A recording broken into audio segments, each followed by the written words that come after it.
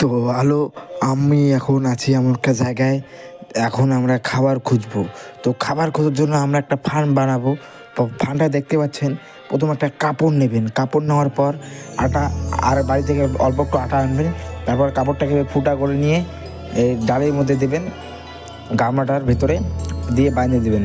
তারপর তারপর এটাকে বাঁধার পর তারপর আমরা নদীতে যাব। নদীতে যাওয়ার পর বেটা ওকে বসাই দেবো নদীতে, নদীর জলে একদম ডুবাই। তো আমাদের বান্ধা হয়ে গেল। তো এখন আমরা যাব নদীতে। তো এই পুরোটার ভেতর দিয়ে মাছ ঢুকে।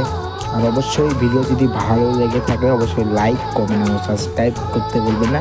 তার সাথে নোটিফিকেশন বেল অন করে দেবেন। তো এখন আমরা নদীতে যাচ্ছি, দেখতে পাচ্ছেন। নদীতে যাওয়ার পরে এখন আমরা বসাই দেবো।